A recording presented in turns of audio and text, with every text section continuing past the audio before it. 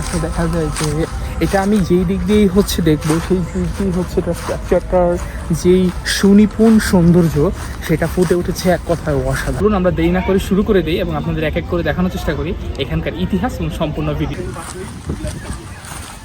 Hello, this is my speed show. Today I gonna show this new video for you and everyone. আজকে সাভারের স্মৃতিসৌধের ইতিহাস তুলে ধরার চেষ্টা করব এই ভিডিওতে এবং আপনাদের দেখার চেষ্টা করব এবং এখানকার যে 7 গম্বুজ বিশিষ্ট স্মৃতিসৌধ সেখানকার যে ইতিহাস সেটা খুব পুরনো এবং এটা ডিজাইন করেছেন সৈয়দ মইনুল হোসেন এবং তার স্মৃতিসৌধতে আজ এখানকার যে ইতিহাস সেটা খুবই পুরনো এবং আপনাদেরকে এক এক করে দেখানোর চেষ্টা করব এবং আমরা ওই সাইডে যাব। সম্পূর্ণ ভিডিওটি দেখতে থাকুন। এটি সাভারে অবস্থিত এবং এই স্মৃতিসৌধটিও স্বাধীনতার পর যে স্মৃতি বহন করে সেটার ইতিহাস বেশ পুরনো। তো চলুন আমরা দেরি না করে শুরু করে দিই এবং আপনাদের এক এক করে দেখানোর চেষ্টা করি এখানকার ইতিহাস এবং সম্পূর্ণ ভিডিও। সাভারে জাতীয় স্মৃতিসৌধ বাংলাদেশের স্বাধীনতা যুদ্ধের 1971 শহীদদের স্মৃতির উদ্দেশ্যে নির্মিত জাতীয় স্মারক।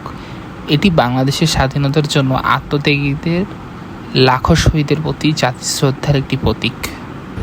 এটা হচ্ছে ঠিক স্মৃতিসৌধের পেছনের সাইডে ন্যাচারাল যেই পরিবেশটা সেটা হচ্ছে এক কথায় অসাধারণ। তো আমরা সামনের দিকে যাচ্ছি, এখানে কিছু ফটো সেশন করলাম।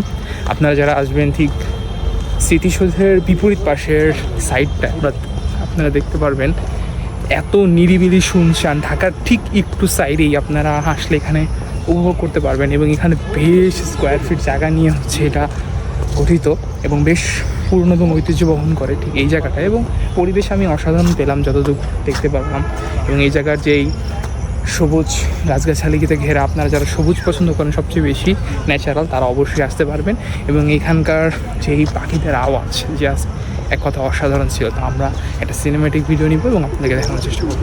এটির অবস্থান স্মৃতিসৌধ ঢাকায় উত্তর পশ্চিমে সাভারের নবীনগরে অবস্থিত, যা রাজধানী থেকে প্রায় 35 কিলোমিটার দূরে অবস্থিত। এছাড়াও নকশা ও স্থপতির দিক দিয়ে সাভারের নকশার প্রণয়ন করেন বাংলাদেশি স্থপতি সৈয়দ মইনুল হোসেন। এর প্রধান কাঠামো 7টি ত্রিভুজাকৃতি কংক্রিটের দেওয়াল নিয়ে গঠিত। সর্বোচ্চ চূড়ার উচ্চতা প্রায় 150 ফুট। এছাড়াও আমরা যদি জাতীয় স্মৃতিসৌধের 7টি ত্রিভুজাকার স্তম্ভর বাংলাদেশ স্বাধীনতা সংগ্রামে দীর্ঘ ইতিহাসের প্রতীকভাবে তুলে ধরে আমরা যদি এক এক করে বর্ণনা করি, প্রতিটি স্তম্ভই একটি ইতিহাস রয়েছে। 1952 সালে ভাষা আন্দোলন, 1954 সালের যুক্তফ্রন্ট নির্বাচন, 1956 সালের শাসনতন্ত্র আন্দোলন, 1962 সালের শিক্ষা আন্দোলন, 1966 সালের 6 দফা আন্দোলন, 1969 সালের গণ অভ্যুত্থান, 1991 সালের মুক্তিযুদ্ধ ও স্বাধীনতার যেই 7টি স্তম্ভ রয়েছে সেটি এক একটি প্রতীক হিসাবে তুলে ধরে এবং সর্বোচ্চ চূড়াটি 1971 সালের স্বাধীনতা ও বিজয়ের প্রতীক। 7টি স্তম্ভ একসঙ্গে দেখায় যে স্বাধীনতা হঠাৎ একদিনই অর্জন হয়নি, এটি বহু সংগ্রাম ও আত্মত্যাগের আন্দোলনের ফল। গাছগাছালি পেরিয়ে তো সামনের প্রশ্নটা আপনাদেরকে দেখানোর চেষ্টা করব এবং এখানকার যে শুনশান নীরবতা, অলরেডি 5টা বেজে গিয়েছে। আমরা এরপর সামনের দিকে যাব। সেখানকার আমার ঠিক এই পাশটা যদি আমরা দেখি একটি লেকের মধ্যে এবং এত সুন্দর বাতাস যেটা এক কথায় অসাধারণ এবং এই জায়গার যে পরিবেশটা ঢাকা ঠিক একটু পাশে আসলে আপনি পাবেন ঠিক সেইখানটা হচ্ছে আমার ঠিক পেছনের এই পোর্শনটুকু এবং এই জায়গায় অসাধারণ এখন বাতাস হুট করেই হলো। প্রচণ্ড গরম হয়েছে আজকে আর গরমের কারণে ড্রেস আপও ঘেমে শেষ। সুতরাং এখানে 5 মিনিট জাস্ট রিল্যাক্স করতে হলেও কখনও একদম যারা খুব শান্ত নীরবতা পছন্দ করেন তারা অবশ্যই আসবেন এবং এখানকার ব্যাকগ্রাউন্ড জাস্ট অসাধারণ। শুধুমাত্র এখানে যারা আসবেন তারাই উপভোগ করতে পারবেন। ঠিক আমরা স্মৃতিসৌধের অপর প্রান্তের এই পাশে আসলাম ঠিক এবং এই জায়গায় এখন সন্ধ্যা হয়ে গেছে। এখানকার পরিবেশটা এখন খুবই ঠান্ডা এবং খুব নীরব, পাখিদের আওয়াজ শোনা যাচ্ছে উপর থেকে। জাস্ট এক কথায় শহরের যান্ত্রিক কোলাহল মুক্ত পেরিয়ে নীরবতার প্রতিকূল পরিবেশের এক কথায় অসাধারণ চিত্র কিছু দেখতেই থাকুন।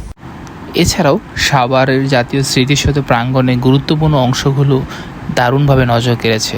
শহীদদের স্মরণে গণকবর কিংবা কৃত্রিম জলধারা কিংবা বিস্তীর্ণ সবুজ উদ্যান, পুষ্পক স্তবক অপহরণের স্থানগুলো ছিল দুর্দান্ত। মুক্তিযুদ্ধের সময় পাকিস্তানি বাহিনী তাদের সহযোগীদের হাতে নিহত অসংখ্য শহীদদের স্মৃতির উদ্দেশ্যে গণকবর সংরক্ষণ করা হয়েছে। এটি জনস্বার্থে দর্শনার্থীদের শহীদের আত্মত্যাগের কথা স্মরণ করিয়ে দেয়। বিভিন্ন সবুজ উদ্যান যেটি আপনাকে নজর কাড়বেই। স্মৃতিসৌধকে ঘিরে বাংলাদেশের সুবিশাল সবুজ লন, গাছপালা ও উন্মুক্ত প্রান্তর এখানে আপনার মনকে প্রাণবদ্ধ করবেই। এই সবুজ পরিবেশ স্মৃতিসৌধের মর্যাদা বৃদ্ধি করে এবং দর্শনার্থীদেরও জন্য একটি শান্তি ও শ্রদ্ধাময় পরিবেশ সৃষ্টি করে।